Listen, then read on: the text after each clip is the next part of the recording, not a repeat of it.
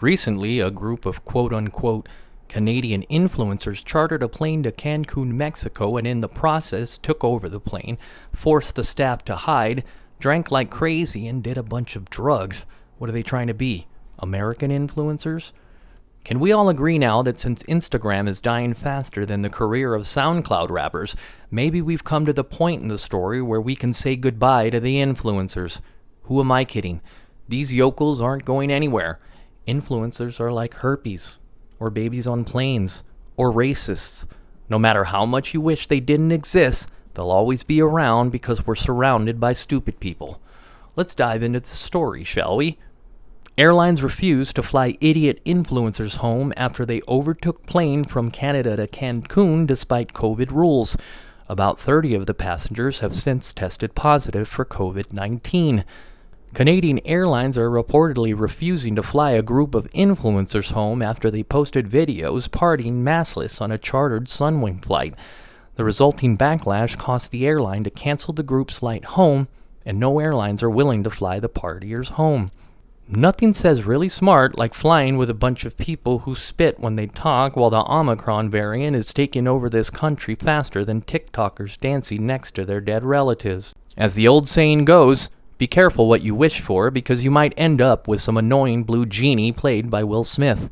But also, if you as a person put yourself into a situation that carries risks like being stuck in a foreign country with no reprieve because of your actions, then too bad.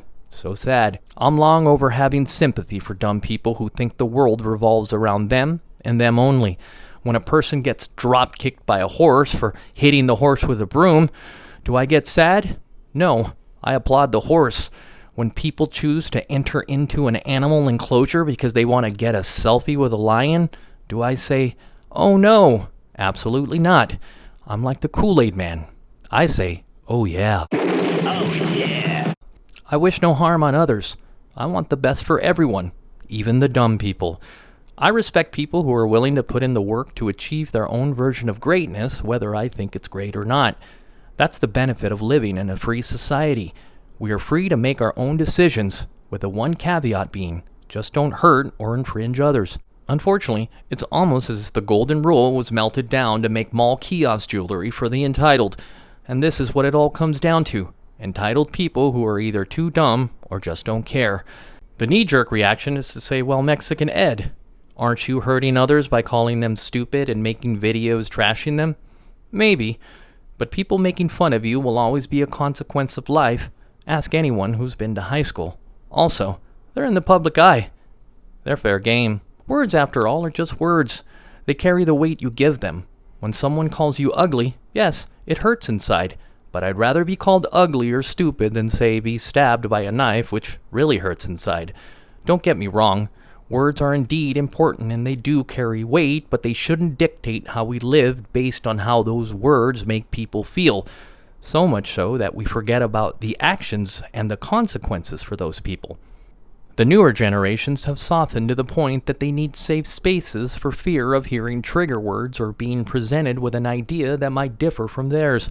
A generation that prioritizes how we use words rather than how we live will fall hook, line, and sinker for a pretty person selling you a life that's just as phony as the products they sell, because how you present yourself seems to be more important than how you carry yourself in life. These influencers aren't doing anything different than they've always done. They're here to sell you an image so that they in turn can sell you more useless products that fit that very image. That's why they're partying on the plane with no fear of consequence, because it's similar to something they've done before, and as long as society feeds into this idea, then it seems we're stuck with these people. I just hope that we don't get lost in the words and images that we forget how to live. They call me Mexican Ed, and I'm a little messed up in the head. Thanks for watching.